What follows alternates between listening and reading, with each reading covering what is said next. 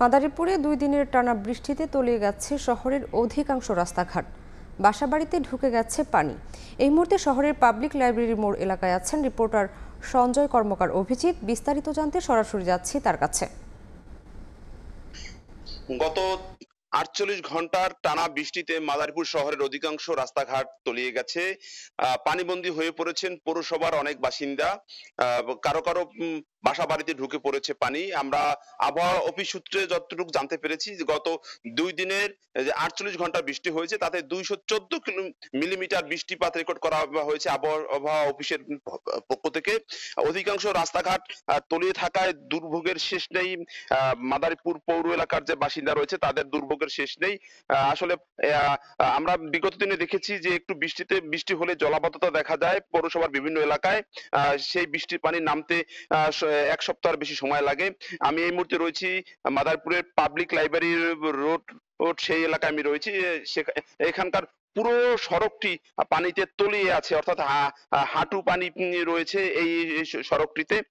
এখান থেকে কখন নাগাদ পানি নামবে সেই চিন্তা কিন্তু এখানকার বাসিন্দাদের। আমরা কথা বলেছিলাম বেশ কয়েকজন স্থানীয়দের সাথে।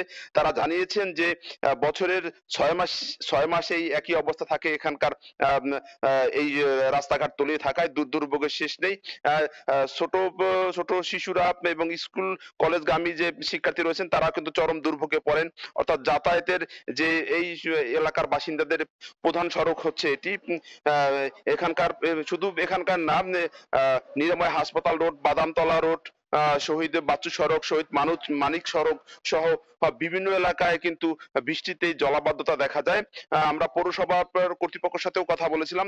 তারা আমাদেরকে যেমনটি জানিয়েছেন যে আধুনিক ড্রেনেজ ব্যবস্থা না থাকার কারণে এই দুর্ভোগ সাধারণ মানুষকে পোহাতে হচ্ছে। পৌরসভার বিভিন্ন এলাকায় যখন আধুনিক ড্রেনেজ ব্যবস্থা হয়ে যাবে, অর্থাৎ পানি নামানোর সুব্যবস্থা থাকবে, তখন কিন্তু এই দুর্ভোগ আর থাকবে না বলে আমাদেরকে পৌরসভার কর্তৃপক্ষ সূত্রে আমাদেরকে জানিয়েছেন।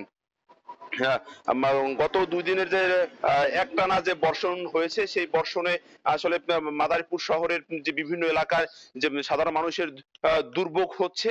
তো এই ছিল আমার কাছে সর্বশেষ। সরাসরি যুক্ত ছিলাম মাদারীপুরে।